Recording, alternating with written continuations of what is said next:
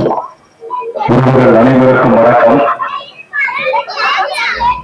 மூவிருந்தாய் சாலைப்புது வாக்குகள் எண் 150வது வாக்குகத்தை மையப்படுத்தி நீங்கள் ஓட்டு போடுகிற போது எந்த சின்னத்திற்கு ஓட்டு போட வேண்டும் என்பதற்காக மாபெரும் கட்சியுடைய வேட்பாளர்களை முன்னிலையை அறிமுகப்படுத்தி வாக்கு சேகரிக்க வந்திருக்கிறோம். ஒருவர்களே, இந்த வேட்பாளர் அறிமுக கூட்டத்தை சின்னஞ்சிறுவர்கள் ஓடி விளையாண்டு மகிழ்வோடு பார்க்கிற இந்த தளத்தில் மட்டுமல்லாது தூரத்திலிருந்து ஆங்காங்கே வீடுகளில் இருந்து கேட்டுக் கொண்டிருக்கிற எண்ணின உடன் பிறந்தார்களே, பெற்றோர்களே, பெரியவர்களே, இந்த ஒளி வாங்கி எங்க வரை கேட்கிறதோ அங்கிருந்து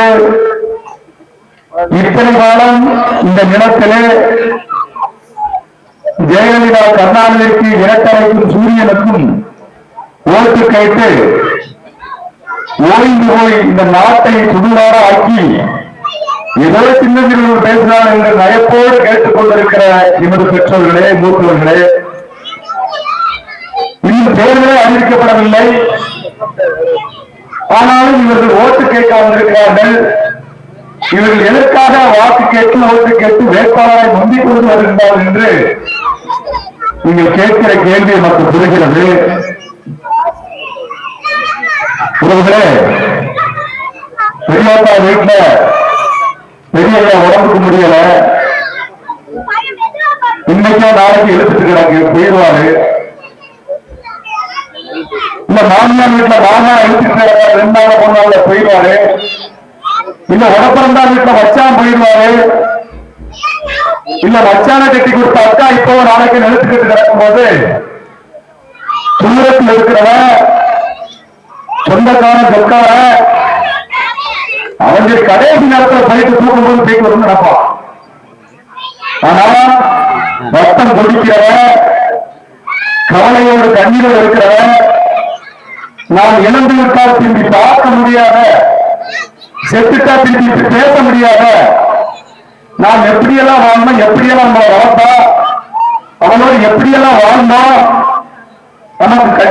நமக்கு கல்யாணம் கட்டி வச்சா நம்மளை வளர்த்தா, நம்ம குடும்பத்தை எப்படியெல்லாம் பார்த்துக்கிட்டாங்க தவிப்போடு கண்ணீரோடு கவலையோடு இருக்கிறவ சாவதுக்கு முன்பாக எல்லாத்தையும் போட்டு ஓயாடுவான். ஏன் பாத்திரணும் ஆசுவாசப்படுத்தணும், அழகணும், கெட்டியறணும், எப்படியாவது பார்த்து மனசை ஆட்சி கொள்வதற்காக அந்த கடைசி தினத்தில் இழுத்துக் கொண்டு இருக்கிற பொழுது நமது உறவுகளை, நம்ம சொக்கார சொந்தக்கார பெரியாக்கா சின்னாக்காமாவை சாலும் போது கடைசியில போய் 8 பார்த்துட்டு மனசு ஆட்சி அதுக்கு பின்பாக கடைசி இடத்துல இருக்கிற மாதிரி இந்த தேர்தல் அரசியலில் தேர்தலும் தேசியமும் என்கிற இந்த இரு நிலையில் நாங்கள் கடைசி கட்டத்தில் நம்மளை பார்க்க வந்திருக்கோம். இந்த தேசம் கடைசி கட்டமாக இழுத்துக் கொண்டிருக்கிறது. இப்போதோ பிறகு சால போது இதுவரைக்கும் அழித்து முடிச்சுட்டான். இன்று விளையாடி கொண்டிருக்கிற இந்த சின்னஞ்சிறு பிள்ளைகள் இன்று வளர்ந்து இன்னும் 20 ஆண்டுகளில் இந்த நிலம் சத்தியமாக இந்த நிலம் இப்படி இருக்காது, இப்படி இருக்க போவதில்லை. அப்படி இருந்துவிடக் கூடாது என்பதை தடுப்பதற்குத்தான் எப்படியேனும் கடைசி நேரத்தில் வந்து பார்ப்பதை போல எல்லாருக்கும் முந்திக் கொண்டு செத்த பின்பு மேலவாரோ ஆட்டக்காரவாரோ சாப்பிடுவாரோ பந்தல் போவாரோ அது பிரச்சனை இல்லை. ஆனால் இழுத்துக் கொண்டிருக்கும் போது எப்படியேனும் பார்க்க வேண்டும் என்பதுதான் நாங்கள் உங்கள் வயிற்றில் பிறந்த பிள்ளைகள் நாம் தமிழ் என்ற கட்சியை சின்னத்தோடு விவசாயியை கொண்டு வந்து பெருதோடு 100 கட்டிக் கொண்டிருக்கிறோம். உறவுகளே, இங்கே பசி கிடக்கிற பொழுது, பட்டினி கிடக்கிற பொழுது, பசியால் வாடிக்கொண்டிருக்கிற பொழுது, வேதனைப்படுகிற பொழுது இவங்க சொந்தக்கா, இவங்க சொக்கா, இவங்க சாதிக்கார உள்ளுக்காரங்க ஒன்றும் வரப்போறதில்லை. ஆனா செத்து விழுந்தவங்க இவன் ஜாதிக்காரன், இவன் சொந்தக்காரன் சொக்காரன் என்று வருவான். பட்டினி கிடந்து பசியோடு கிடக்கிற பொழுது வராத சாதி, கஞ்சி ஊட்ட வருகிற போது வராத சாதி, கத்தி அரும்போடு வருகிற சாதி. இவன் கஞ்சி ஊற்ற வருகிற பொழுது, பசி கிடக்கிற பொழுது, பட்டினி கிடக்கிற பொழுது, துடிக்கிற பொழுது, வேதனை இருக்கிற பொழுது, நாடு ஏற்றி கிடக்கிற பொழுது இவன் சாமிக்காரன். ஆனா செத்து சாத்தி வைக்கிற போது இவன் ஜாதிக்காரன் ஜின்னாத்தவன் துக்காரன் வருவான். ஆனால் இந்த நிலத்தை, இந்த மொழியை, எமது மக்களை உயிராக நேசிக்கிற இந்த பிள்ளைகள் எதை ஒன்று செய்தே மாற்றிவிட வேண்டும். இத்தனை எனது முன்னோர்கள், எனக்கு மூத்தவர்கள், தம்பிகள் பேசியதெல்லாம் இவ்வளவு ஆபத்து இருக்கிறதா என்று உங்களுக்கு தோணும். ஆமா, இந்த தேர்தல்னால் வந்த ஆபத்து. இந்த தேர்தல் வருவதற்கு முன்பாக இப்படி எல்லாம் இருந்தார் என்றால், இந்த தேர்தலுக்கு முன்பாக மன்னராட்சி என்ற ஒரு மன்னராட்சி இருந்தது. அரசர்கள் ஆடுவா, இல்ல ஜமீன்தார் வாழ்வா, ஜமீன்தாருக்கு நம்ம வாழ்ந்தோம், நம்மளை ஆண்டா. தேர்தலுக்கு முன்பாக மன்னர்கள் ஆண்டார்கள், நாம ஆண்டோம் வாழ்ந்தோம். ஆனாலும் நாம் அடிமை என்று தெரிந்து வாழ்ந்தோம். மன்னருக்கு கீழே நம்ம வாழ்வோம், ஜமீன்தாருக்கு கீழே நம்ம வாழ்வோம், நாம் அடிமைதான். ஆனால் இன்று நமக்கு என்ன சொல்றான்? நீங்கள் ஜனநாயகவாதிகள், மக்கள் ஜனநாயகம். இன்று ஜனநாயகம் என்று சொல்றான், நான் அடிமை இல்லை என்று சொல்றான். நம்ம அடிமை இல்லை, ஆனாலும் ஒரே ஒரு குடும்பம் ஆண்டாண்டு காலமாக ஆண்டு கொண்டே இருக்கிறோம். கலைஞர், ஸ்டாலின், அடுத்தவரது மகன், அவர் பேர என்று ஒரு குடும்பமே ஆண்டாண்டு காலமாக நம்மளை அடிமைப்படுத்தி ஆகிறான். ஆனாலும் நீங்கள் ஜனநாயகவாதிகள், நீங்கள் அடிமை இல்லை என்று சொல்றான். ஆனால் மன்னராட்சி காலத்துல நான் வரி போக எனக்கு நீ நாட்டின் கீழே இருக்கு என்று சொல்ல கூட நாம் சுதந்திரமாக வாழ முடிந்தது. நாம் அடிமை, ஆனாலும் சுதந்திரமாக வாழ முடியல. ஆனால் இந்த சுதந்திர நாட்டில் அடிமையாக வாழ்கிறோம் என்பதை நாம் புரிந்து கொள்ள முடியும். இப்படி எவ்வளவு கேடு கெட்ட இணையிலே பாருங்க. நாம் இந்த நிலத்தில் அரசியல் செய்கிற பொழுது, என் மக்களை சந்திக்கிற பொழுது, இன்று என் தம்பி உடன் பிறந்தவர் தம்பி கட்சிக்காரருடைய தம்பி நாகராஜ் அவர்கள் இறந்து போனார். அவருக்கு ஒரு வணக்கத்தை செலுத்துறோம். வருவதோட முதல்ல எங்கள் ஐயா காவல்துறை அதிகாரி துப்பாக்கி சுட்டால் இழந்த அவருக்கு வணக்கம் செலுத்துறோம். அங்கே ஒரு பள்ளிக்கூடம் இருக்கு. இப்ப இந்த பள்ளிக்கூடத்தில் இதுவரைக்கும் அவர் பெயர் சூட்டப்படல. அவருக்கென்று இங்க இருக்கிற இந்த அரசுகள் எந்த விதமான ஒரு மரியாதையோ செயல்படுவது இல்லை. ஒரு அரசு நலத்திட்டங்கள் எதுவும் இல்லை. வந்த பின்பாங்கிறது இங்க ரேஷன் கடையே இல்லை. ரேஷன் கடைக்கு கூட பல்வேறு கோரிக்கை வைக்க வேண்டியிருக்கிறது. ஒரு நாடு சுதந்திரம் அடைந்த இத்தனை ஆண்டுகளில் நீங்கள் சொல்லுகிற வளர்ச்சி வளர்ச்சி வளர்ந்து வேண்டும் என்று சொல்றார். தினந்தோறும் ஸ்டாலினுடைய அறிக்கை பார்க்க முதலமைச்சர் நம்மளை ஆண்டு கொண்டிருக்கிற முதலமைச்சர், இந்த நாடு மிகப்பெரிய வல்லரசாய் வளர்ந்து வந்திருக்கிறது. வளர்ந்து வந்திருக்கிற அந்த குழந்தைகளுக்கு நாம் இப்படி என்ன திட்டங்கள் வைத்திருக்கிறோம், இத்தனை சட்டங்கள் வைத்திருக்கிறோம் என்றால், ஆனால் அடிப்படை எல்லா கிராமத்திற்கும் செல்கிற பொழுது அடிப்படை குடிநீர் இருப்பதில்லை. அந்த குற்றச்சாட்டு மட்டும் இங்க இல்ல. தண்ணி வருது ஏதோ புண்ணியத்துல, ஆனா ரேஷன் கடை இல்ல. பஸ் பேருந்து வசதி இல்ல. சாலை புது சாலை இருக்கு, ஆனா பேருந்து இல்ல. இங்க இருக்கிற நிர்வாகம், இங்க இருக்கிற ஊராட்சி மன்றம் இதை கண்காணிக்கிறமா இல்லையா? அது செய்து கொடுக்க வேண்டுமா இல்லையா? இத்தனை ஆண்டுகள் இதுக்காக போராடி தான் பெற முடியுமா? எங்களுக்கு இன்று இந்த அறிவு எப்படி வந்தது? நாங்கள் உங்களுக்கு வந்து கேட்கிறோம். இந்த அரசுக்கு இதை சொல்ல வேண்டும் என்ற திறன் எங்கிருந்து வருது? இவர்கள் கற்றுக் கொடுத்த அரசியல் சத்தியமாக இல்லவர்கள ஜெயலலிதா கருணாநிதி கற்றுக் கொடுத்ததோ, எம்ஜிஆர் கற்றுக் கொடுத்ததோ, ஜெயலலிதா கற்றுக் கொடுத்ததோ இல்ல. இந்த நிலத்தில் ஆண்டாண்டு காலமாய் நீங்கள் கற்றுக் கொடுத்ததுதான். இதே திடலில் மாசி படத்துக்கோ இல்ல சித்ரா பௌர்ணமிக்கோ வைகாசி பொங்கலுக்கோ இந்த நிலத்திலே நமது முன்னோர்கள் பேச்சு பெருமாளுக்கும் மானித்தாயி சாணித்தாயி சோழையின் கதை பேசுகிற பொழுது ஒவ்வொரு ரத்தமாக ஊட்டப்படும். ஊட்டமாக அந்த கதைகள் பாடப்படும். எப்படி? நாடு நல்ல நல்ல நாடு, நல்ல நாடு, நாவலர்கள் புகழும் நாடு, புகழும் நாடு, பாலும் தேனும் ஓடும் நாடு, பாலும் தேனும் ஆற ஓடின நாடு, நல்ல நாடு. இங்க என்னதான் இருக்கு? தினந்தோறும் ஒரு வெளிநாட்டு ஒரு பத்திரிகை ஒரு அறிக்கையிடுறான். கடந்த ஆண்டு வெளிநாட்டு லண்டன் இருக்கிற ஒரு தாம்சன் என்கிற பத்திரிகை அறிவிக்கிறார், இந்தியாவில பெண்கள் பாதுகாப்பாக வாழ முடியாத நாட்டில் முதல் இடத்தில் இருக்கிறது என்று பதிவு செய்யறார். நமக்கு பெண்கள் இருக்கு, எனக்கு பெண்களே இருக்கு, உங்களுக்கு பெண்களை ஏற்றுக்கல. இன்னைக்கு படிக்கிறோம், 10ஆம் வரைக்கும் படிக்கும், 12வது வெளியூருக்கு தான் போய் படிக்கணும். 12வது முடிச்சு காலேஜ் வெளியூருக்கு போனோம். அதோட பாதுகாப்பை நாம் எப்படி பாதுகாப்பது, அதை எப்படி நாம் நிர்வகிப்பது? அந்த லண்டன் நிறுவனம் சொல்றா, இங்கே இந்தியாவில் பெண்கள் பாதுகாப்பு வாழ முடியாத நாட்டில் தலை சிறந்த முதல் இடத்துல இருக்கு. 5 நிமிஷத்துக்கு ஒரு பெண் குழந்தை கற்பழிக்கப்பட்டு கொல்லப்படுது என்று லண்டன்ல இருக்கிற ஒரு பத்திரிகை சொல்றான். தினந்தோறும் நேற்று தூத்துக்குடியில கோயம்பேட்டி பக்கத்துல, அதுக்கு முன்பு சென்னையில, கோயம்புத்தூர்ல, போன மாசம் கோயம்புத்தூர்ல, இப்படி தொடர்ச்சியா பெண் குழந்தைகள் மீது கெடுத்து கொண்டு பாதி பெருமிடுதல் என்றான். அவனும் வீட்டுல அக்காரம் வச்சிருக்கான், ஒரு தாய்கிட்டம் பறந்திருக்கான். ஆனாலும் எப்படி நடக்கு? அந்த சம்பவத்தை விசாரிக்கிற பொழுது நடந்து முடிஞ்சவனே அந்த தப்பு செய்தவனை விசாரிக்கிற பொழுது சொல்றான், நான் போதையில பண்ணிட்டேன், என்னை கொண்டுங்க, என்னை தூக்க போட்டுருங்க, என்னை துப்பாக்கி எடுத்து சுட்டுக் கொண்டுருங்க என்று தவறு பண்ண எல்லாரும் வாக்குமூலம் கொடுத்தான். அந்த தவறு பண்ணியவனை காவல்துறை விசாரித்து விசாரிக்கும் போது அந்த காவல்துறையை சொல்லுது, அவர்கள் தப்பு செய்கிற போது நிறைந்த போதையில் இருந்தார்கள், அவர்கள் கஞ்சா போட்டிருந்தார்கள், அவர்கள் சாராயம் குடித்திருந்தார்கள், அரசு சாராயத்தை குடித்திருந்தார்கள் என்று யார் சொல்றா? அவர்களை கைது செய்த காவல்துறை சொல்லுது. காவல்துறை அவர்கள் போதையில் இருக்கிறதால்தான் கெடுத்து பண்ணான்னு சொல்லுது. கெடுத்து பண்ணவரும் எங்கள் தூக்கில போட்டுங்க, எங்களை கொண்டுங்க, எங்களுக்கு வெட்டமா இருக்கு, நான் போதையில பண்ணிட்டான்னு சொல்லுது. ஆனால் இவர்கள் மத்தியில நாம் குழந்தைகளை எப்படி பாதுகாப்பது, வாழ வைப்பது? இது அரசுக்கு தெரியுமா தெரியாதா? ஸ்டாலினுக்கு தெரியுமா தெரியாதா? இல்ல ஒருவர் ஸ்டாலினுடைய வீட்டு பெண்களே இன்று பாதுகாப்பாக போக முடியாது. நேற்று தூத்துக்குடிக்கு போகும்போது மக்கள் சூழ்நிட்டாங்க. ஸ்டாலினோட குழந்தை நம்மளோட குழந்தைகளை போல வாழ முடியுமா? முடியாது. இது அரசுக்கு தெரியுமா? அரசுக்கு தெரியும். இங்க காவல்துறைக்கு, உளவுத்துறைக்கு 180 வழக்குகள் காவல்துறையில சட்ட வழக்குகள் எல்லாம் போதைனால குடிக்கிறதுனால நடக்குன்னு தெரியுது, விபத்து குடிக்கிறதுனால நடக்குன்னு தெரியுது, சாராயத்தினால தெரியுது. ஆனாலும் அதை மூட மாட்டான்.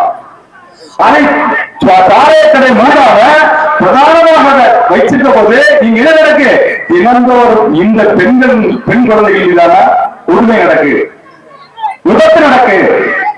சமீபத்தில் தேர்தல் வாக்குறுதியில் இந்த தேர்தல் பட்டியல்ல தென்காசி மாவட்டம், திருநெல்வேலி மாவட்டத்துல அந்த வாக்காளர் பட்டியல்ல யார் அதிகமாக ஓட்டு இருக்குன்னா பெண்கள் ஓட்டு தான் அதிகமா இருக்கும், ஆண்கள் ஓட்டு இல்ல. ஆண்கள் எங்க போனாங்க? இந்த அறிவிப்பு நமக்கு பயமா இருக்குதா இல்லையா? ஆண்கள் இல்லாத சமூகத்தில் பெண்கள் எப்படி பாதுகாப்பாக வாழ முடியும்? வாக்கு பட்டியலில் ஓட்டு போடுற அந்த பட்டியலில் பெண்கள் எண்ணிக்கை கூடுதலாக இருக்கு, ஆண்கள் எண்ணிக்கை சரிபாதியாக இருக்கு. இதுக்கு எங்க வேணும்? ஊரை விட்டு ஓடிட்டானா, நாட்டை விட்டு ஓடிட்டானா, எங்க போயிட்டான்? அவன் குடிச்சு செத்தான். குடிச்சு செத்ததுக்கு அரசு பொறுப்பேற்குனா ஏற்காதோ? அவனை கொன்றதுக்கு அரசு தான பொறுப்பு. ஒரு நாட்டில் ஆண்களத்தை அழித்து விட்டு பெண்கள் மட்டும் இருந்து எப்படி இந்த நாடு உருப்படும்? நிறைய காரணங்கள்ல கல்யாணம் நடக்கிற பையங்களுக்கு சின்ன வயசுல பிடிக்க ஆரம்பிச்சுதான். இருந்த அளவுக்கு தெரியும்.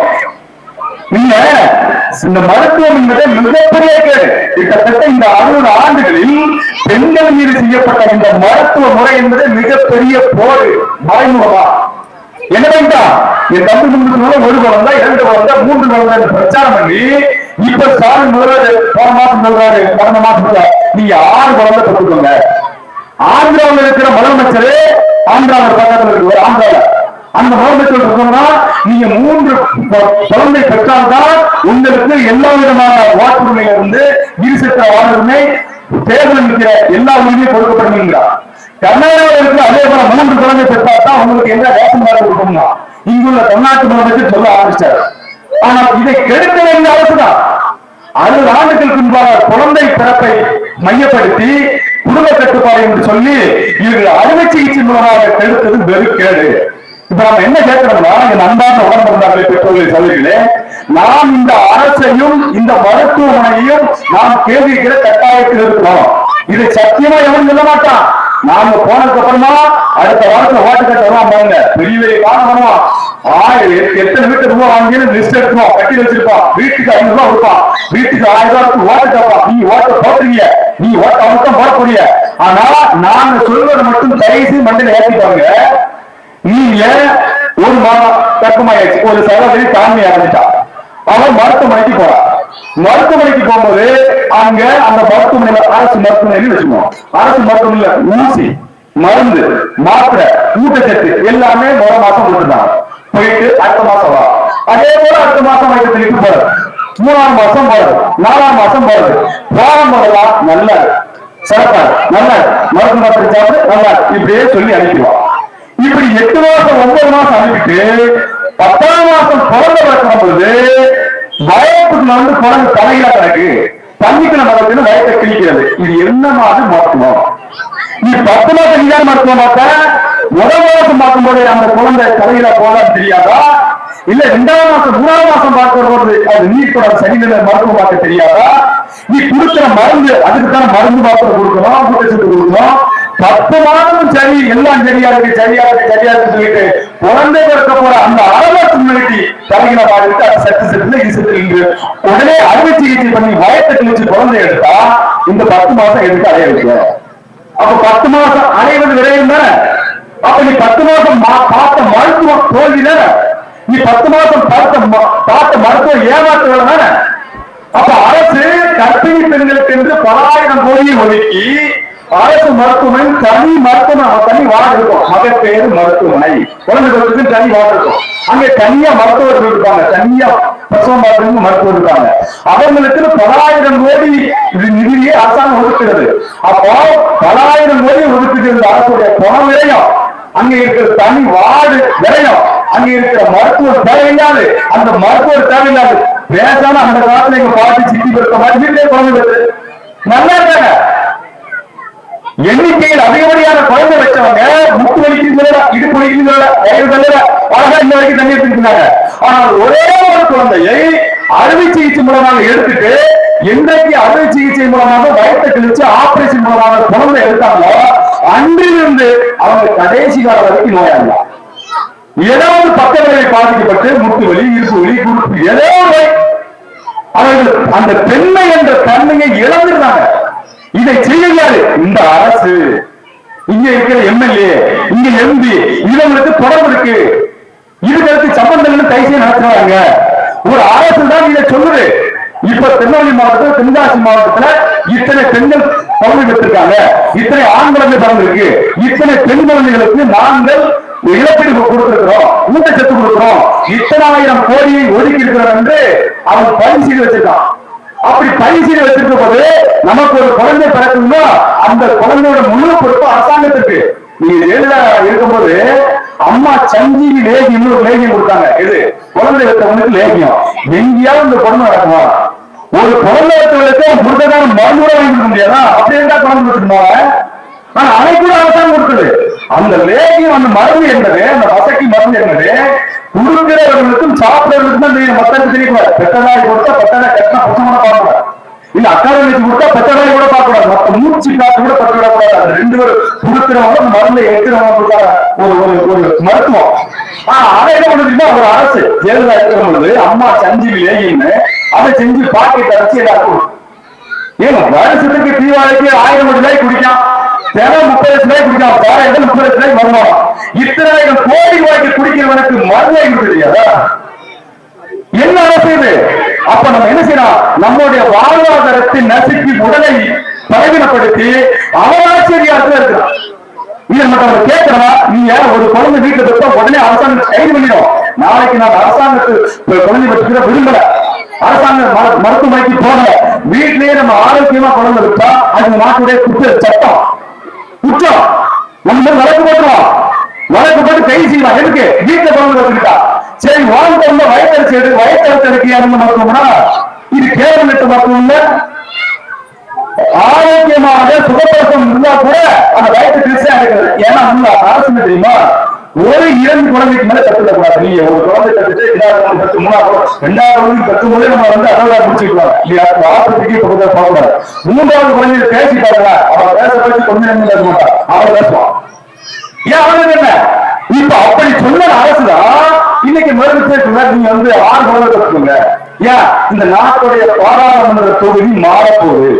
இது வரைக்கும் 40 தொகுதி இருக்கு. இப்ப வட இந்தியாவில மகாராஷ்டிரால, உத்தரப்பிரதேசத்துல, ராஜஸ்தான்ல எண்ணிக்கை அதிகமாயிடுச்சுன்னு சொல்லி அந்த பாராளுமன்ற தொகுதி அங்க கூட்டப்படும். அங்கெல்லாம் 30, 25, 40 இருக்கு, 40க்கு மேல இருக்கு. அங்க எண்ணிக்கையை கூட்டிட்டு தமிழ்நாட்டுடைய மக்கள் தொகை குறைஞ்சிருச்சு. அப்ப தமிழ்நாட்டுடைய மக்கள் தொகை குறைப்புக்கு தகுந்த மாதிரி 40 பாராளுமன்றம் தேவையில்லை, 30, 35 போது எண்ணிக்கையில குறைக்கப்படும். இப்ப எவ்வளவு ஆபத்து? அப்ப இதுக்கு பொறுப்பேற்க வேண்டியது யாரு? இன்னைக்கு இந்த திமுக கருப்பு சிறப்பு கரவேட்டி போட்டு கருப்பு வெள்ள சிறப்பு கரவேட்டி கட்டி நான் அதிமுக, நான் ஜெயலலிதா, நான் கருணாநிதி சட்டப்பைய வச்சுக்கிட்டு ரெட்டலைக்கு உலகத்திற்கு ஓட்டுக்கு அடைஞ்ச ஒன்னாம் பேராபத்து நீ செஞ்ச கேளு. நீ ஓட்டு வாங்கி கொடுத்து அவனை முதலமைச்சர் ஆக்கிட்டு இதை பத்தி அவங்க சிந்திக்கல. நாங்க சிந்திக்கிறோம். இந்த மேலே இருந்தா கூட என் குழந்தைய விளையாடுற சுதந்திரமா நான் பார்க்க மகிழ்ச்சியா பார்க்கிறேன். ஒருத்தன் பீடி சித்தப்பை சொல்லிருக்கானா, ஒருத்தன் ஜாயம் சொல்லிருக்கானா, நீ நாளைக்கு அண்ணாதிமுக கூட்டம் கூட திமுக கூட்டம் கூட எல்லாம் குடிச்சுட்டு தான் பார்த்துருப்பான். நீ குடிச்சிட்டு போப்பா சாயம் கொடுத்தா வரவன் கொடுத்துட்டு வரமாட்டான். கலக்காம கொடுக்கணும்னா இங்க இல்ல. நாங்க குடிக்காம என் தம்பிகள் அவங்களே குட்ட போட்டு அவங்களே மேடைய போட்டு எந்த நல்ல கருத்து யார் பேசுவா, யாரு புதிய கருத்தை பேசி மக்களை கொண்டு போய் சேர்ப்பா, யாரு மக்களுக்கு உண்மையான ஒரு எடுத்து வைக்க அந்த மக்களை தன்மைப்படுத்துவாங்கன்னு சிந்திச்சுக்கிட்டு ஒரு பேசும்போது இந்த கருத்து மக்களுக்கு போய் சேர்ந்துருக்குமா, இவர் பேசும்போது மக்களுடைய ஆழமா அந்த கருத்து போய் சேர்ந்துருக்குமா அப்படின்னு நாங்க சிந்திக்கிறோம். ஆனா நீ கூட்ட கூட்டத்துல பிரியாணி வாங்கி கொடுத்து சாரை வாங்கி கொடுத்து அவங்க தாஜா பண்ணி தான் கூட்ட முடியும். எதுக்கு? இந்த நாட்டை கருத்து சீரழிச்சிட்ட ஜெயலலிதா கருணாநிதியும் உதயசீலன் லெட்டரத்தை ஒடியோட வலிச்சோம். கணவன் எடுத்து பார்த்தாரு. நீங்க தயசு உங்க காலம் கேட்கலாம். ரெட்டலைக்கு முளைசீலனுக்கும் எந்த இடத்துலையும் முளைசீலன் போட்டே பார்க்காத. இந்த குடும்பமா இந்த பிள்ளை விளையாட முடியாது. ஏன்? அவன் இந்த நாட்டை எல்லாத்தையும் அறிவுப்படுத்தி வச்சுட்டான். கிட்டத்தட்ட எல்லாரும் சொன்னாங்க 5000 உங்களுக்கு கொடுத்தாங்க, 5000 2000. இந்த நாட்டுடைய கடன் 10 லட்சம் கோடிங்க. 10 லட்சம் கோடி. இந்த நாட்டோட போட்ட கடன் கொடுக்க நமக்கு ரொம்ப கொடுத்தான். இதை வாங்கி கொடுத்து இந்த புரோக்கர் ஸ்டாலின், இதை நமக்கு இந்த கடனை வாங்கி கொடுத்த புரோக்கர் எடப்பாடி, இந்த புரோக்கர் என்ன பண்ணுவாங்கன்னா அவங்க ஓட்டு வாங்குறதுக்காண்டி முதலமைச்சராகிறதுக்காண்டி ஒரு உலக வாங்கிட்டு கடனை வாங்கி நான் மக்களுக்கு நல்லது செய்யறேன். அவன் என்ன சொல்லிடுவாங்க அப்படின்னா, உங்களுக்கு நான் ஓட்டுக்காண்டி குட்டு குடுக்கணும் வாங்கல, அவன் சொல்றது நலத்திட்டங்களுக்கு ரூபா வாங்குறோம்னு சொல்லி உலகம் கிட்ட தரவாங்க. என்னது நலத்திட்டம்? என்ன நலத்திட்டம்? நீ 5000 போன மாசம் கொடுக்க. என்ன நலத்திட்டம் நடந்துச்சு? என்ன நலத்திட்டம்? நீ 2000 சிறப்பு ஞாயிறு. இப்ப நான் அடுத்த தேர்தலுக்குள்ள பாருங்க, இது சிறப்பு புகழ் 2009 அக்கௌண்ட் வரும். அடுத்து சிறப்பு வெள்ளி 12000 போடுவோம். ஏன்னா ஓட்டுக்கு துட்டு கொடுக்கணும்னு சொல்லாம சிறப்பு ஞாயிறு, சிறப்பு திங்கள், சிறப்பு பொருள் 2000 4000 கொடுத்துட்டே இருப்போம். நாம வாங்கி வாங்கி ஓட்டு போட நினைக்கிறோம். சரி நீ வாங்கிடுறாஜா, உலகத்தில் இருக்கிற உறவுகளுக்கும் உறவுகளுக்கு நாங்க கேட்டது, நீ இந்த கடனை அதிமுக எடப்பாடி நான் 2000 தரங்காரு, அவர் 1000 தரங்காரு, ஒருத்தர் 2500 தரங்காரு. சரி யாராவது ஒருத்தர் நாங்க 2000 தருவதும் 2200 தருவதும் இப்படி மொத்த கடனாக 10 லட்சம் கோடி நாங்க கடன் வாங்கிட்டு போவாங்க. அந்த கடனை அடைப்பதற்கு இப்படி திட்டம் இருக்கு, அந்த கடனை நான் அடைக்க போறேன் அப்படின்னு யாராவது சொல்லலாம்னா இதே ஸ்டாலின் கிட்டதான். நான் எங்க அப்பா காலத்துல கடன் இருந்தது, இப்ப நானும் கடனை வாங்கிட்டேன், அதனால நான் தப்பு பண்ணுவேன், மனம் வருத்தம் இல்ல. அதனால இந்த கடனை அடைப்பதற்கு சரியான ஆளு என் மகன் உதயநிதியா இல்ல என் பேர் இந்திரநிதி. அவன் வந்தாங்கன்னா இந்த 10 லட்சம் கோடிய கடனை அடைச்சிருவான், அதனால அவனுக்கு ஓட்டு போட்டுன்னு சொன்னா அழகா போட்டுவோம். இல்ல எடப்பாடி 8 லட்சம் கோடி, நான் கடந்த ஆட்சியில் இருக்கும் போது கிட்டத்தட்ட 4 லட்சம் கோடி வச்சிருந்தேன். இப்ப ஸ்டாலின் 10 லட்சம் கோடி ஆகிட்டாரு, கூட 6 லட்சம் கோடி வாங்கிட்டாரு. இப்ப 10 லட்சம் கோடி கடன் இருக்கு. நான் அடுத்த முறை ஆட்சிக்கு வந்தா இந்த 10 லட்சம் கோடியை நான் அடைச்சிருந்தோம்னு எடப்பாடி சொன்னா ஓட்டு போடுறான். சரி இந்த 2 பேரும் மறைகள் சொல்ல மாட்டாங்கன்னு சொல்லுவோம். 2 பேருக்கு ஓட்டு முக்கியம். ஒரு நடிகர் நீதான் பலாயிரம் நடிகர் வச்சிருக்காரு சகோதரர் விஜய். அவன் பாருங்க, எவ்வளவு பெரிய நடிகரா இருந்தாலும் எவ்வளவு பெரிய கூட்டம் இருந்தாலும் அவனும் 2500 கொடுத்தா தான் ஓட்டு போடுவாங்க மக்கள் புரிஞ்சு வச்சிருக்கான். அவன் கூட என்ன செய்ய முடியல, விட்டு கொடுக்காம கொள்கை பேசி உண்மையை பேசி ஓட்டு கேட்க முடியல. அவன் மிகப்பெரிய நடிகர், மிகப்பெரிய கோடீஸ்வரர், எங்க பார்த்தாலும் மக்கள் கூட்டம் கூட்டமா போறான். ஆனா அவனோட இலவசத்துக்கு 2200 கொடுக்கணும் சொன்னாதான் ஓட்டு விரும்புகிற எவ்வளவு கேள்விங்க. இப்ப அவனால சொல்லட்டும், அவங்க 2 பேரும் கடன் வச்சுட்டாங்க. இப்ப நான் வாரேன், இந்த 10 லட்சம் கோடியையும் நான் 5 ஆண்டுகளுக்கு கடன் அடைக்கப்படும் சொல்லுவாங்க. அப்ப என்ன செய்ய வேண்டியிருக்கு? நான் சொல்றேன், இந்த 10 லட்சம் கோடியும் இந்த 10 லட்சம் கோடிக்கு இங்க இருக்கிற அரசு கிட்டத்தட்ட 80,000 கோடியை வட்டி கட்டிக்கிட்டு இருக்கான். வட்டி கட்டிக்கிட்டு நமக்கு இந்த ரூபா கொடுத்து 2000 4000 5000 கொடுத்து ஒட்டுமொத்தமா நம்ம கிட்ட என்ன பண்றோம், கிட்டத்தட்ட 80,000 கோடியா வட்டி கட்டி கட்டிக்கிட்டு இருக்கான் அந்த அரசு. அப்ப நம்ம என்ன சொல்றோம், இந்த ஜெயலலிதா சொல்ற, ஜெயலலிதா கட்சி ரெட்டலை சொல்ற, எடப்பாடி சொல்ற, திமுக திமுக சொல்ற, விஜய் சொல்ற எல்லா ரூபாயும் தாண்டி இந்த 10 லட்சம் கோடி கடனை நாம் தமிழ் பிள்ளைகள், செந்தமிழ் சின்ன தம்பிகள் கட்டாயம் அடைப்போம். இப்ப என்ன செய்ய, இந்த நாட்டை கடனாக இருக்கவனுக்கு ஓட்டு போட போறியா, இல்லை கடனை அடைத்து உன்னை தலைமுறை செய்வது ஓட்டு போட போறியா? யாரு நினைக்க போற? உங்க அப்பன் தாத்தன் பாட்டன் இந்த தாத்தா கடன் வாங்கி போயிட்டாங்க, என்ன வச்சு பேசுவ? இடம் இருக்கும், வீடு இருக்கும், எல்லாம் இருக்கும். ஆனாலும் 5000 ஏட்டா கடன் வாங்கிட்ட என் பேர கடன் வாங்கிட்டு போயிட்டாங்க, அவன்கிட்ட போய்க்காது, எனக்கு சம்பந்தம் இருக்கு. யார் செத்து போட்டாங்க, தாத்தா செத்து போனா, அப்பன் செத்து போறான், எனக்கு அது நிர்பந்தம் இல்ல. அவன்கிட்ட போய் கொய்யார பேட்ட சொன்னமா இல்லையா? வீடு கட்டி கொடுத்து, வாசல் கட்டி கொடுத்து, இடம் கட்டி கொடுத்தா கூட அவர் யாரோ பார்த்த 10,000 கடன் எடுத்தா இந்த கடனை நான் அடைக்கிறேன் யாரும் பொருட்கள் ஒரு குடும்பத்துல. ஆனால் ஒட்டுமொத்த நாட்டையும் கடனாக்கி வச்சிருக்கான். யார் அடைக்க போறாங்கிற விட எவ்வளவு தெரியல. கடன் எல்லாரும் நம்மளும் அப்படி பார்க்க, அது அறிவார்ந்து மக்கள் சிந்திக்கக்கூடியது இல்ல. சோறு சாப்பிடுறது, உப்பு போட்டு சாப்பிட்டு சிந்திக்குவார். நாட்டை எல்லாரும் விட்டுவாங்க, நம்மளும் வாங்குவோம், நம்மளும் கடனாகும். அது நல்ல ஆண்களை, நல்ல ஆண்களை, நல்ல ஆட்டாள் கப்பலுக்கு பிறந்த இந்த நிலத்தில் மொழியை தன் உயிராக நேசிக்கிற, இந்த நிலத்தை நேசிக்கிறோம் அப்படி சொல்லக்கூடாது. ஏன் தெரியுமா? அந்த கடமை விளையாடி இருக்காங்க, அவங்களுக்கு பொறுப்பாகும். நமக்கு முன்னோர்கள் பாட்டம் கூலித்தவனோ, வெண்ணிக்காராடியோ, ஆகமத்துக்கோனோ, சுந்தரலிங்கமோ அவர்கள் போராடி செத்தனால்தான் நாம இன்று சுதந்திரமா பேசிட்டு இருக்கோம். இப்படி நேரம் போட்டு பேசணும்னா வெள்ளக்காரன் இல்ல, வெள்ளக்காரன் இல்ல நிக்க விட மாட்டாங்க, அப்படியே சுட்டு கொண்டு இடத்த கல்வி இருப்பான். அவன் போராடி செத்ததுனால இப்படி நமக்கு இடம் கிடைக்கி காவலோட பாதுகாப்பு கொடுக்கு நைட் சீட்டு கட்டியிருக்கோம், போட்டி என்னன்னு பேசணும். இது யார் இருந்தது? நமது முன்னோர்கள். அவன் மேல துப்பாக்கி இருந்தது, அவன் வெள்ளக்காரன், அவன் கொள்ளுவான்னு தெரியும். ஆனால் வெறும் துருப்பு விதிச்ச வாழ்ந்தா கூட அந்த கட்டி எடுத்துக்கொண்டு போயிட்டு அவனோட மண்ணு கட்டி செத்தது நமது முன்னோர்கள். அவன் போராடி செத்தான், நாம இன்று பேசுறோம், நம்ம குழந்தைய விளையாடலாம். ஆனால் அவன் செய்யாத பெரும்பாவத்தை செய்வது இங்க இருக்கிற இந்த அரசு. இப்ப கடன் வாங்கி போயிட்டானா, இந்த 10 லட்சம் கோடி கடனா, இதை நாம வாழ்ந்துட்டு போயிடுவோம். இந்த கடனுக்கு மொத்தமாக என்ன செய்வான் உலகம் வங்கி? இங்க இருக்கிற இயற்கை வளங்களை எடுத்துக்காட்டு. இப்ப இந்த ஈராக சண்டை நடக்க தெரியுமா? அங்க இருக்கிற அந்த பெட்ரோல் தண்ணி வளர்ந்துதான் எவன் தடுக்க முடியல. 3 நாடுகள் சேர்ந்து ஒரு நாடு கொண்டு போடுறான், பலாயிரக்கணக்கான மக்கள் சாப்பிடறான், கோடிக்கணக்கான மக்கள் தன் வீடு வேண்டாம், வாசல் வேண்டாம், எல்லாத்தையும் போட்டு வேற நாட்டுக்கு குடிவேறு போறான். தடுக்க முடியல. நமக்கெல்லாம் அப்படி வராது, அது நினைக்கக்கூடாது. நாம் அப்படி அடிமை தேர்தல மாறிட்டோம். எங்கேயாவது முதலத்தில் எப்படி 5000 ரூபாய் நாங்க மட்டும் வாங்க வேண்டியல, நாங்களும் வாங்கணும் 5000 ரூபாய். அந்த 5000 ரூபாய் இந்த வேலை இந்த சேர்த்து இந்த பேசலாம். ஏன் வலிக்கு அவன்கிட்ட வாங்கி அவனையே காலி விடணும், வழி இல்லை. அவன் விடுத்த 5000 ரூபாய் தான் அவனையே இந்த இடத்துல இருந்து அப்பாற்படுத்தும் தோறுது.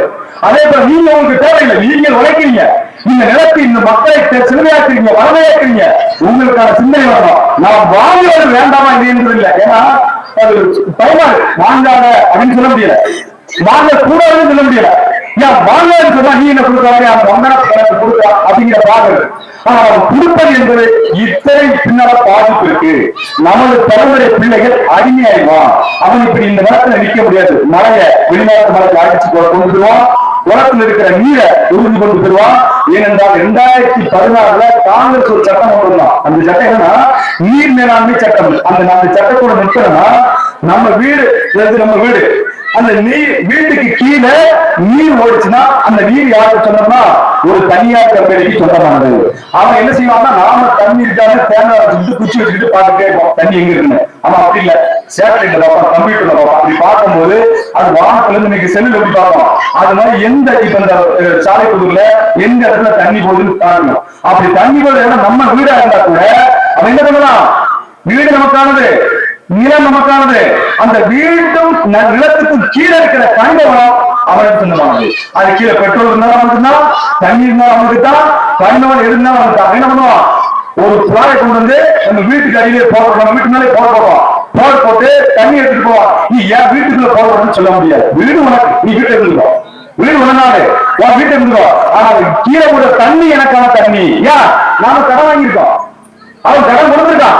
கடன் கொடுத்தவன் எப்படி வெட்டி நஷ்டம் பண்ணுவான். இங்க ரூபா கொடுக்கணும்னு சொல்லல, இப்போதே இப்ப 1000 ரூபாய் இருக்கும், இந்த தேர்தலுக்கு 2000 கொடுக்க மாட்டானா? யார் கடன் நடக்குது? அப்ப அவனுக்கு தேவை பணம் இருக்கு, ஆனா இயற்கை அவனுக்கு இல்ல. நாமட்ட இயற்கை வளங்கள் இருக்கு, பணம் இல்ல. அதனால நான் அதை புரிந்து கொண்டு இந்த திமுக பணங்களை கொடுக்குது. அவன் போயிடுவான். இயற்கை வளங்களை இப்போதே கேரளாவுக்கு மழையை உடச்சு தடுக்க முடியல. அப்படி இருந்தால் மிகப்பெரிய பேரழிவு. இங்க இருக்கிற நீரை உறிஞ்சுவான், இங்க இருக்கிற மண்ணை கொண்டு போவான், இங்க இருக்கிற மழையை உடைப்பான். மண்ணு போனா என்ன, மழை போனா என்ன, தண்ணி போனா என்ன? இந்த பிள்ளை எப்படி வாழும்? நீ பெத்த பிள்ளை எப்படி வாழும்? நீ கோடி கோடியா பேங்களை சேர்த்து வைக்கலாம், அது பயன் தராது, சுத்தமாக முடியாது. நாளைக்கு தலைமுறை காய்க்குவோம். என்னடா இந்த நமக்கு முன்னோர்களுக்கு இருந்து வாழ்ந்து செத்து போலாம். இப்ப நம்ம சொல்ற பாருங்க, போராடி செத்தாலும் நமது பாட்டனர் குளித்தவர் மாறுமுருக்கான சுந்தரியும் எண்ணிக்காரையும் மாண்மிக்க மலர்கள் அப்படின்னு பெருமைப்படலாம். ஆனா இந்த தலைமுறை என்ன செய்வான்? 100 ஆண்டு கழிச்சு அடிமையா இருந்து ஜெயலலிதா கருணாநிதிக்கு ஓட்டு போட்டு அவன்கிட்ட 1000 ரூபாய் வாங்கி ரொம்ப நம்மளை அடிமையாக்கிட்டான் என்று தாழ்த்துக்குவோம். செய்வானா செய்ய மாட்டானா? கொஞ்ச நேரம் உடல் ரத்தம் ஓடணும்னா சிந்திப்பாங்களா? அப்ப என்ன செய்யணும்? நம்மை தாண்டி இந்த நிலத்தை நமது தலைமுறை பிள்ளைகளுக்கு ஏதுவாக பாதுகாப்பாக வளர்க்க வேண்டும் என்றால் நாம் இங்க இருக்கிற இந்த அரசியல் முற்றுமுழுதாக ஒழிச்சிடணும். நீங்க சொந்தமான கதை கேட்டாலும் சரி, மாய்க்காய் கதை கேட்டாலும் சரி, சொந்தமான கதை கேட்டு சொந்த கதை கேட்டாலும் சரி, அதெல்லாம் கேட்டுட்டு எப்படி நீ 1000 வரிசையை நிக்க? ஒரு சமீபத்தில் ஒரு நண்பருடைய பேசினா, எல்லா ஊர்களிலும் எல்லா சாமியும் குடியான சாமி தான். யாராவது ஒரு சாமி விட்டு கொடுக்கறது இல்ல. இந்த சாமி 10 முறை தேங்காவோட சேர்த்தா செஞ்சு கொடுக்கும் அப்படின்னு சொல்ல மாட்டாங்க. கேட்ட உடனே இந்த சாமி செஞ்சு கொடுக்கும். ரொம்ப துடியான சாமி. எதுக்கு யாருக்கு ஒண்ணா வந்து நின்றுவோம். இப்படி இருக்கு சாமி ஒண்ணுதான் ரேஷன் நடக்கா? இப்படி இருக்கு சாமி தான் ரேஷன் நடக்க நம்ம கையில் நிக்கிறோமா? அப்படி உண்மையான சாமி இருக்குன்னா அந்த ரேஷன் நடக்கக்கூடாது. உழைச்சு நம்மளே உழைச்சு எவ்வளோ ஒருத்தர் கொடுக்குற ஓசிஎஸ்சி வாங்குறதுக்கோ 1000 வாங்குறதுக்கோ இந்த சாமி பார்த்துக்கிட்டு இருக்க, ரேஷனே பார்த்துக்கிட்டு இருப்ப, அரசியலை கொள்ளுதலை பார்த்துக்கிட்டு இருப்ப, மழையை வச்சு பார்த்துக்கிட்டு இருப்ப. ஆனா யாரும் இந்த சாமி பார்த்துக்கிட்டு இருக்காரு? அக்கானி சண்டையை பார்க்க, கூடப்பட்ட சண்டையை பார்க்க, கூடப்பட்ட சண்டை போட்டு மண் எடுத்துட்டு இன்னொரு சாமி எடுத்துருவோம். இந்த சாமி கூட செய்யும். அண்ணன் சண்டையும் அக்கானி சண்டையும் சொக்கான சண்டையும் தலையிட்டு சாமி இந்த அரசோடு மாறாது. இப்ப இந்த சாமி இந்த கேள்வி வராதா? நாம அப்படி நிலத்தை இழந்து வளத்தை இழந்து அழியப்பட்டு கிடக்கிறோம். அதனால் இந்த நிலையை கொண்டு நீங்கள் தயவுசெய்து வந்த தேர்தலில் நாங்கள் இப்ப தொடங்கிட்டோம்னா என்னெல்லாம் கூப்பிடுவாங்க வரிசைக்கலாம், ஓட்டு கேட்பான், கொடுப்பான், சகல எல்லாம் செய்யலாம். நாங்கள் கொடுத்த வாக்குறுதி சகோதரிகள் 2 வாக்குறுதி சொன்னாங்க. அது நாளையில வேலை நடக்கும். ஒன்று பள்ளிக்கூடத்திற்கு ஐயாவுடைய பெயரை சூட்டப்படும். அதுக்கு கோரிக்கை வைக்கிறோம். உறுதியா இருக்கிற நாங்க ஆட்சிக்கே வர வேண்டாம் நடக்கும். நீ ஓட்டு பண்ணாட்டம் நடக்கும். அதே போல இங்க ரேஷனை கொண்டு வர எங்களுடைய முழுமையான போராட்டம். அதுக்கு சட்டத்திட்டங்கள் அத்தனையும் பயன்படுத்தி நாம் கட்சி நாளை அங்கே மாவட்ட ஆட்சியர்கள் சென்று எல்லாரும் கோரிக்கையிட்டு குறைந்தபட்ச இந்த தேர்தலுக்குள்ள ரேஷன் கடை வரும். ஏன்னா கடந்த 4-3 மாதத்துக்கு முன்பு மேலுள்ள குலசேகரமங்கலத்துல நாங்க போய் பேசி அந்த ஊர்ல இதேபோல ரேஷன் கடையில ஒரு கிணத்துக்கு முடியும் சொன்ன மாவட்டத்தில் மறுநாளே போய் மாவட்ட செயலர் சகோதரர் ராஜா அவர்கள் போய் அடிக்கல் நாட்டி நேற்று முன்னாள் அந்த ரேஷன் கடை திறந்துருக்காங்க. 3 மாதத்துல நேற்று திறந்துட்டாங்க ரேஷன் கடை திறந்துட்டாங்க. அதே போல அந்த கிணத்துக்கு மூடி போட்டாங்க. நாம் வைக்கிற கோரிக்கையை அரசு உடனே கேட்கிறது. ஏன் போராடும் என்னன்னா விடப்போதும் இல்லை. அதே போல யார் இருந்தாலும் இந்த கேள்வி கேளுங்க. கேள்வி கேட்டு இத்தனை நாளாக எங்க போறீங்க, என் மக்களை யார் சந்திக்க வரல, அடிப்படை தேர்தல் செய்து கொடுங்க, இந்த நாட்டை இப்படி அடிமையா வச்சிருக்கீங்க என்று புதிய உங்கள் தலைமுறை பிள்ளைகளுக்கு ஒரு புதிய சக்தியாக நீங்கள் விவசாய சின்னத்திற்கு வாக்களித்து அருமை சகோதரி ஆசிரியர் பெருமகள் கவிதாளர்களுக்கு நீங்க வாக்கப்படும் என்றால் இங்க இருக்கிற எல்லா பணம் முதலீடு தான் வேட்பாளர் பார்ப்பான். 2 கோடி 3 கோடி 10 கோடி செலவழிச்சு வேட்பாளருக்கே 2 கோடி 3 கோடி இருப்பான். அதுவும் இங்க 10 கோடி 20 கோடி துட்டு செலவழிச்சு அவன் என்ன செய்வான்? துட்டு செலவழிச்சுன்னா முதலீடு பண்ண பணத்தை எடுத்துட்டு தான் பார்ப்பான். அவன் போய் நல்ல விஷயம் நினைக்க மாட்டான். அந்த எவ்வளவு 5 கோடி ரூபாய் போட்டுக்கான் 10 கோடி ரூபாய் வசூல் பண்ணது பார்ப்பான். அப்பேற்பட்ட வேட்பாளர்களை பார்க்காமல் தன்னுடைய சொந்த வயத்தில் ஆசிரியர் பணியில் இருந்து இந்த மக்களுக்கு எதையாவது ஒன்றை சரியாக செய்யணும் இருக்கிற சகோதரி கவிதாக்களுக்கு நீங்கள் வாக்களிக்க வேண்டிய விவசாய சின்னம் மீண்டும் தேர்தலை ஒட்டி நாங்கள் வருவோம். என்னுடைய வாகன பரப்புரை வரும். வரும்போது மீண்டும் உங்களை சந்திக்க அதற்குள் இந்த 2 கோரிக்கைக்கான ஒரு சரியான மகிழ்ச்சிகரமான ஒரு முடிவான ஒரு பதிவை கொண்டு வரும் என்று கூறி நீங்கள் வாக்களிக்க வேண்டிய சின்னம் விவசாயி விவசாயி விவசாயி என்று கூறி பதினேழு பூங்கொட்ட யானை வெறும் புதிதாக கூறி 50,000 ஆண்டுகளுக்கு முன்பு நமது வள்ளுவர் பெருமர் நமது பாட்டம் எழுதி வைத்த குரல் 17 பூங்கொட்ட யானை வெறும் புதிதாக கூறி என்ன சொல்றா? ஒரு தடித்த யானை, உடலை பருத்த யானை, தன்னங்களை நீளமாக உடைய யானை, துதிக்கைகளை தளமாக யானை தமிழ் சொல்லாமலே யானை இருந்தாலும் 1000 பொன் இறந்தாலும் 1000 என்று சொல்லப்படுகிற யானை அப்படிப்பட்ட ஒரு யானை மட்டுமல்ல இரு யானை மட்டுமல்ல 100 யானை கூட்டங்கள் வந்து நின்றாலும் உருவத்தில் சிறிய மண்டை சிறிய காலை சிறிய உடலை சிறிய ஒரே ஒரு புலி வந்து உருவினால் அனைத்து யானைகளும் பின்னங்கால் கிடைந்தெடுக்க சிதறிவிடும் என்று பதிவு செய்கிறார். அதுபோல இந்த மண்ணிலே பணம் படைத்த அதிமுக, சுந்தரம் படைத்த திமுக, காங்கிரஸ், பாரதிய ஜனதா, கம்யூனிஸ்ட் என்று எத்தனை கட்சிகள் வந்து நின்றாலும் உங்கள் வயிற்றில் பிறந்த ஏழை வெளியேற்றில் பிறந்த இந்த மொழியையும் இந்த மண்ணையும் தன் உயிருக்கு மேலாக மதிக்கிற உங்கள் வயிற்று பிள்ளைகள் எங்கள் தலைவன் கொடுத்த புலிக்குடி ஏந்தி, எங்கள் அண்ணன் செந்தவன் சீமான் கொடுத்த புலிக்குடி ஏந்தி தனித்து நாளைய தலைமுறை பிள்ளைகளுக்கும் உங்களுக்கும் விடுதலைக்காக தரமானம் என்று கூறி விடுபடுகிறேன். நான் தமிழர்.